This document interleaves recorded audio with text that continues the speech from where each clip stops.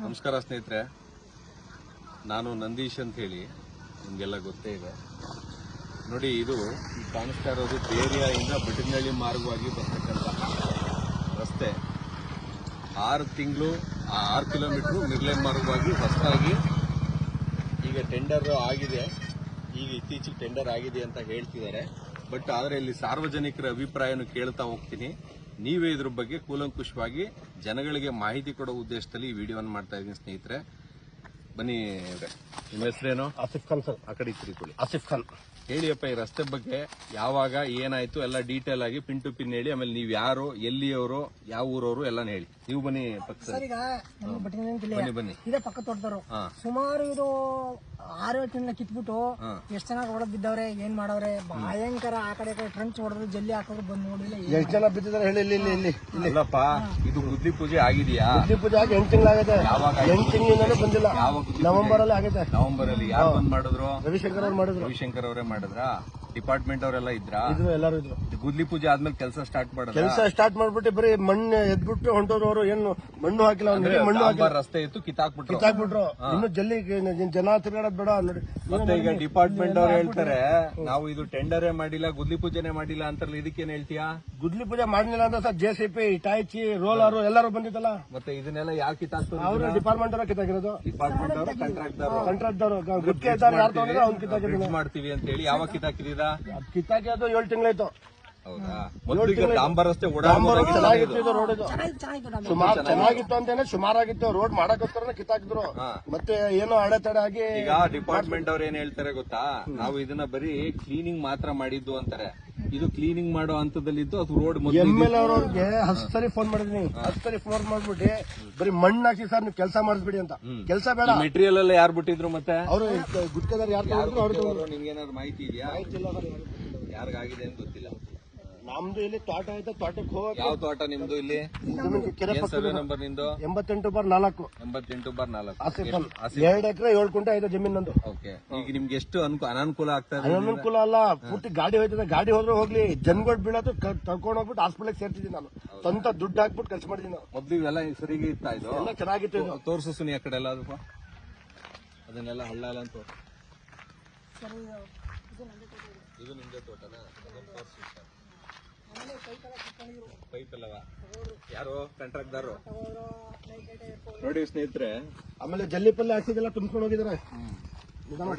ನೋಡಿ ಇಲ್ಲಿ ಇಲ್ಲ, ಅಲ್ಲಿ ಡಿಪಾರ್ಟ್ಮೆಂಟ್ ಅಲ್ಲಿ ಕೇಳಿದ್ರೆ ನಾವು ಗುದ್ಲಿ ಪೂಜೆ ಮಾಡೇ ಇಲ್ಲ, ಇದು ಬಟಗನಹಳ್ಳಿ ಗ್ರಾಮಸ್ಥರು ಅಭಿನಂದನಾ ಕಾರ್ಯಕ್ರಮ ಮಾಡಿದ್ದು ಅಂತ ಡಿಪಾರ್ಟ್ಮೆಂಟ್ AW ಸುಮಿತ್ ಅವ್ರು ಹೇಳ್ತಾರೆ. ಇಲ್ಲಿ ನೋಡಿ, ಇದನ್ನ ಯಾರು ಮಾಡಿದಾರೆ ಹಂಗಾರೆ? ಡಿಪಾರ್ಟ್ಮೆಂಟ್ ಅವ್ರು ಹೆಂಗ್ ಕತ್ತೆ ಕಾಯ್ತಾ ಇದೀರಾ? ಈ ಹಳ್ಳ ಎಲ್ಲ ಅಂತ ತೆಗ್ದಿ ಸಾರ್ವಜನಿಕರಿಗೆ ಎಷ್ಟು ದಿನ ಆಗದಪ್ಪ ಇದು ತೆಗ್ದಿ? 7 ತಿಂಗಳಾಯ್ತು. 7 ತಿಂಗಳಿಂದ ಇದು ಬ್ರಿಡ್ಜಿಂಗ್ ಇದೆಯಲ್ಲ, ಇದ್ರ ಬಗ್ಗೆ ಯಾರು 7 ತಿಂಗಳಿಂದ ಕಡಿಮೆ ಅಂದ್ರು ಡಿಪಾರ್ಟ್ಮೆಂಟ್ ಅವ್ರು ಹೆಂಗ್ ಕತ್ತೆ ಕಾಯ್ತಾ ಇದ್ದೀರಾ? 100 ಜನ ಬಿದ್ದಿದ್ದಾರೆ ಇದೇ ಜಾಗದಲ್ಲಿ. ಈಗ ಮಣ್ಣಾಕಿರೋದು, ಈಗ ಇದು ಹಳ್ಳಾಗಿತ್ತು, ಈಗ ಮಣ್ಣಾಕಿರೋದು. ನೀವು ಯಾವ ತೋಟ ಯಜಮಾನ್ರೆ? ನಿಮ್ ತೋಟ ತೋರಿಸಿ. ಇದೇ ತೋಟ. ಇದು ಯಾಕೆ ಕೇಳಲಿಲ್ವಾ ನೀವು? ಇದು ಯಾಕೆ ಹಿಂಗ್ ಮಾಡಿದೀರಿ ಅಂತ ಕೇಳಲಿಲ್ವಾ?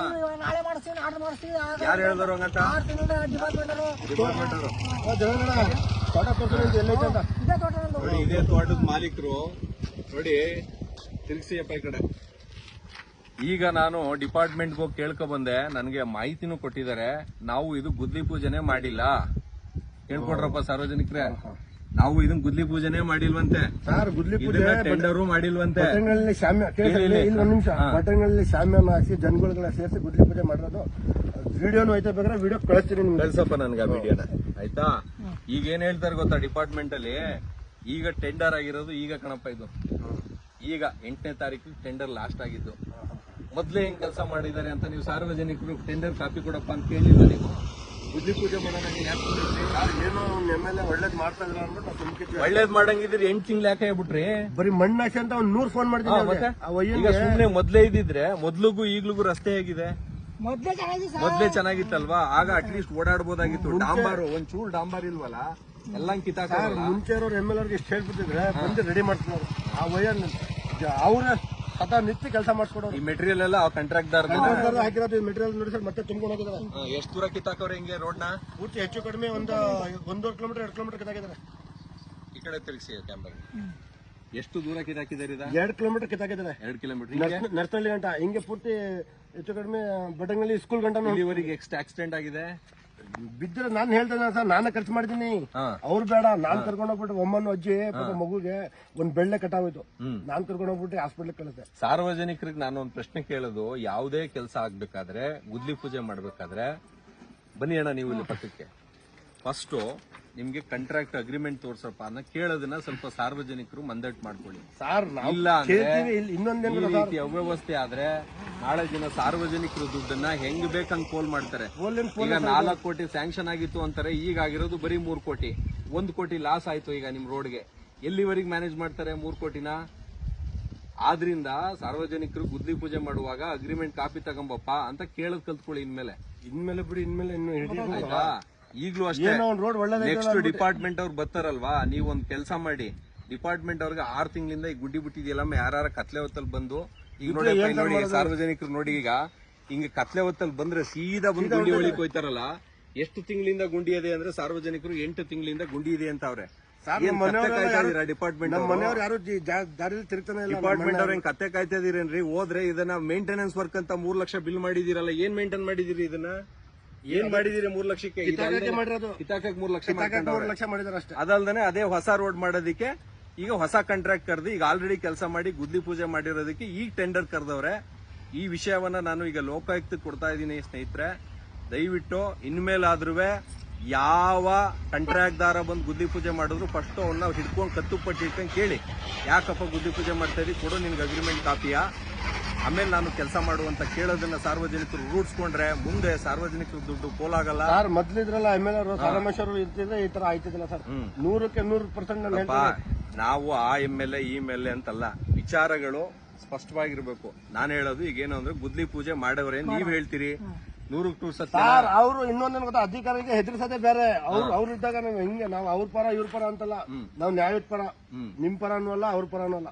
ಆ ನಮ್ಮ MLA ಅವ್ರು ಇರ್ತಿದ್ರೆ ಇಷ್ಟಕ್ಕೆ ಅದ್ ಕತೆ ಬೇರೆ ಆಗಿರೋದು, ಇಷ್ಟಕ್ಕೆ ರೋಡ ರೆಡಿ ಆಗಿರೋದು.